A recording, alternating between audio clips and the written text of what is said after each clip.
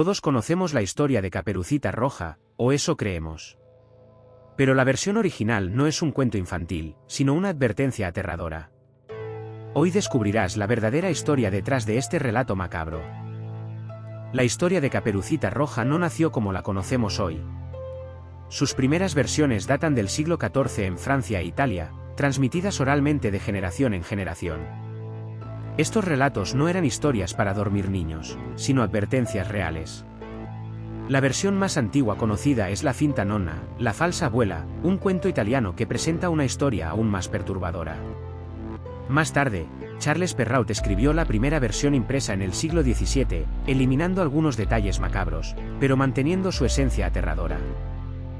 En la versión más antigua, una niña recibe el encargo de llevar pan y leche a su abuela. Durante el camino, se encuentra con el lobo, que astutamente le pregunta qué camino tomará, el más largo, lleno de flores, o el más corto, pero peligroso. Engañada por la belleza del bosque, elige el más largo, dándole tiempo al lobo para llegar antes a la cabaña de la abuela. Pero aquí viene lo más macabro: al llegar, la niña encuentra la puerta entreabierta y una voz dentro que la invita a pasar, pero lo que no sabe es que el lobo ya se ha comido a su abuela y la espera pacientemente.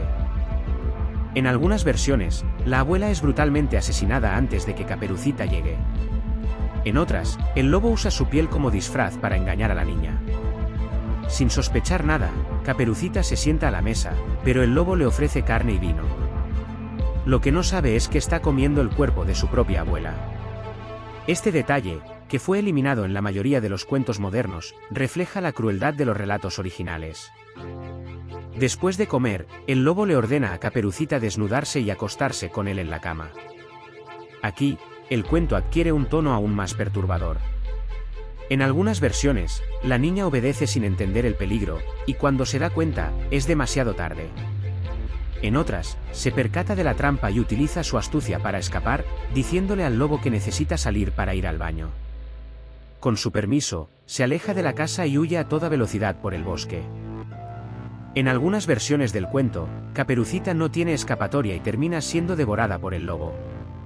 Sin embargo, en otras historias recopiladas por los hermanos Grimm, se añadió un final alternativo donde un cazador aparece justo a tiempo para abrir el estómago del lobo y rescatar tanto a Caperucita como a su abuela. Este final más optimista es el que conocemos hoy, pero en su versión original, la historia no tenía redención, solo un cruel desenlace. Aunque hoy en día conocemos Caperucita Roja como un cuento infantil, sus orígenes esconden una advertencia seria.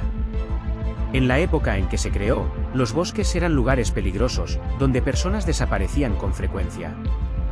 Caperucita simbolizaba la inocencia y la imprudencia de la juventud, mientras que el lobo representaba a los depredadores, tanto animales como humanos. Con el tiempo, el cuento se suavizó para hacer que su mensaje fuera más accesible para los niños, pero su lección original sigue vigente: no confíes en extraños y nunca tomes atajos peligrosos. Caperucita Roja ha sido reinterpretada en el cine, la literatura y el arte a lo largo de los siglos. Algunas versiones la convierten en una heroína que enfrenta al lobo con valentía, mientras que otras la presentan como una víctima de los peligros del mundo.